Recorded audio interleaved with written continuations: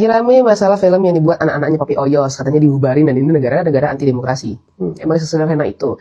Gak sesederhana itu, karena yang sedang diperdebatkan bukan cuma masalah filmnya, tapi narasi besar yang dibangun di belakangnya. So let's clear noise. Gue yakin banyak yang udah melihat poster, bahkan mungkin ikut nonton trailer daripada film ini, termasuk juga bahkan mungkin ikut nobar film ini gitu kan. Film hasil karya anak Papi Oyos yang dimana membawa isu Papua, masalah pembangunan, aparat, sampai masalah industri nasional.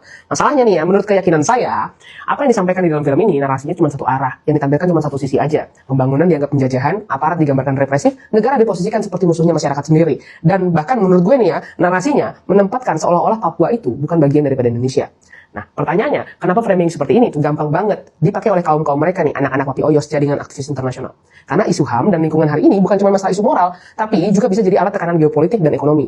Dan kenapa kita nggak boleh naif? Karena sawit Indonesia itu adalah pesaing terbesar minyak nabati negara barat. Jadi, ketika industri kita yang besar ini ditekan lewat opini internasional, ya sebenarnya pertanyaan dong logikanya kita pakai, kenapa? Ada apa? Ini benar-benar murni advokasi lingkungan atau ada kepentingan ekonomi global? Dan tadi gue juga sempat senggol masalah di mana gue merasa ada framing yang dibangun daripada narasi yang ada di film ini. Di mana mereka menempatkan Papua itu seolah-olah bukan bagian daripada Indonesia dan Papua itu dieksploitasi oleh Indonesia.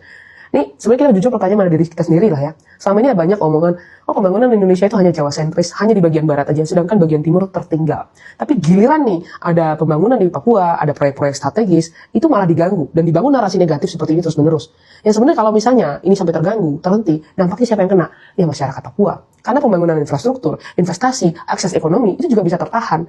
Dan yang balik lagi, ketika itu tertahan, yang bebas mengeksploitasi, rencananya siapa? Ya kan? Pertanyaan. Yang bikin juga menjadi problematik ini adalah ketika ada juga narasi yang dibangun di dalam film itu, framing tepatnya, aparat ditempatkan seperti simbol penindasan, entah itu TNI atau Polri. Dan kalau framing ini dibiarkan tanpa kritik balik, lama-lama kepercayaan publik terhadap negara bisa runtuh. Dan kalau itu terjadi, negara dilemahkan. Siapa yang diuntungkan? Kelompok-kelompok separatis yang dapat panggung internasional. Dan mereka-mereka yang punya kepentingan global, yang selama ini dapat uang dari Oyos. Atau mungkin pengusaha-pengusaha yang selama ini mendanai orang-orang yang kayak gini. Dan terakhir ya, yang menurut gue penting banget untuk dibahas dan dipahami bersama tentang film ini dan juga nobar-nobarnya.